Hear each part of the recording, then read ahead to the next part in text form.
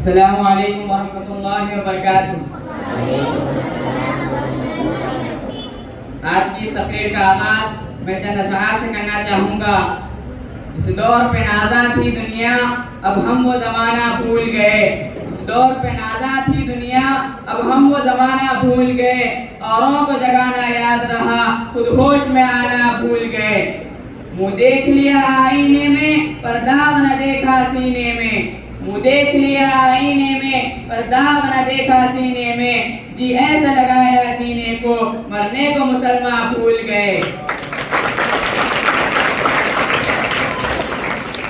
محترم حضرات اور مہمانان معزز، آج میں 11 باصفا شہیدان عشق و وفا اور آزادی کے متوالوں کے تذکرے کی سعادت حاصل کر رہا ہوں، جن کے دل جذبہ آزادی سے سرشار تھے، جنہوں نے اپنی پوری زندگی، اپنا مال، اپنی جان سب کچھ قربان کر دیا۔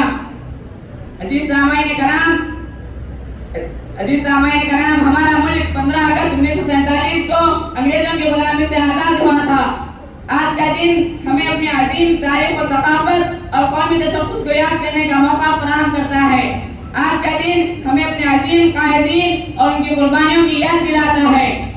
مرتے ہیں اٹھتے ہیں پر جھکتے نہیں، مرتے ہیں اٹھتے ہیں پر جھکتے نہیں، اے وطن تیرے لال کبھی بکتے نہیں۔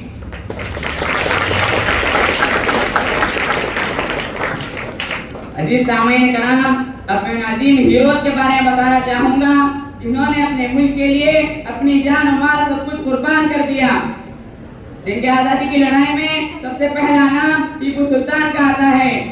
وہ آزادی کی جدوجہد میں 1799 میں انگریزوں کے ہاتھوں شہید ہو گئے۔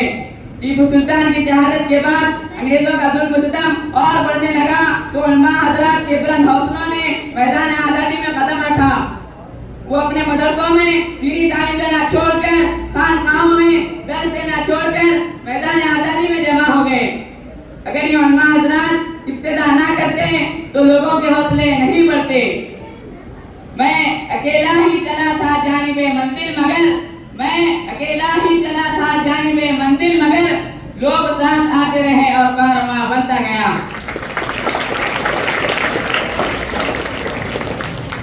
دارالعلوم دیوبند کے مولانا محمد قاسم نانوتوی اور ان کے رفقا نے کسی نہ کسی طرح انگریز سامراج کے خلاف جہاد فی سبیل اللہ کی راہ اختیار کر رکھی اور مسلمانان بر صغیر میں آزادی کی شمع جلائے رکھی۔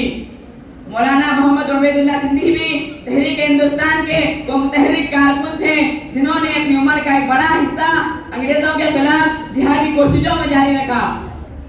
آزادی کے متوالوں کو ظالم حکمران پھانسی کے پھندے سے پہنچا دیتے تھے، انگارے دہکا کر انہیں جھونک دیا جاتا تھا، تانبا گرم کر کر انہیں داغ دیا جاتا تھا، لیکن ان حضرات نے کبھی بھی انگریزوں کے سامنے اپنا سر نہیں جھکایا اور اپنے مقصد پر ڈٹے رہے۔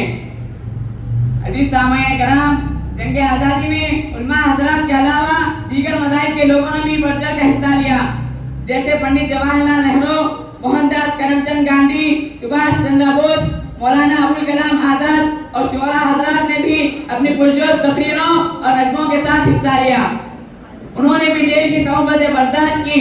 مسلسل کوششوں اور لاتعداد قربانیوں نے انگریزوں کو مجبور کر دیا کہ وہ ہندوستان چھوڑ کر اپنے ملک واپس چلے جائیں۔ اس طرح 15 اگست 1947 کو ہمارا ملک آزاد ہو گیا۔ عزیز سامعین کرام، ہمارے آبا و اجداد نے ہمارے ملک کو آزاد تو کر دیا اور ہمیں آزادی سے جینے کا حق تو دے دیا، لیکن اس حق کا ہم صحیح استعمال نہیں کر رہے ہیں۔ ہم علمی، معاشی، ادبی میدان میں بہت پیچھے ہیں۔ ہمارے ملک کو فرمان چڑھانے کے لیے بقول ڈاکٹر ذاکر حسین اب ہمیں اپنی گردنوں سے ابلتے خون کی دھارے کی ضرورت نہیں، بلکہ ہمارے معدے سے بہنے والا 12 ماسی دریا درکار ہے۔ یعنی ضرورت ہے تعلیم کی، محنت کی، مشقت کی، صبر کی، اخلاق کی، تاکہ ہمارا ملک بھی ترقی یافتہ ملکوں میں شمار ہو جائے۔ عزیز ساتھیوں، اب ہمارا مقصد ایک ہی ہونا چاہیے کہ محنت سے پڑھیں گے اور ملک کی ترقی میں حصہ لیں گے۔ وطن کے جانثار ہیں، وطن کے کام آئیں گے، وطن کے جانثار ہیں، وطن کے کام آئیں گے، ہم اس زمین کو ایک روز آسماں بنائیں گے۔ جے ہند۔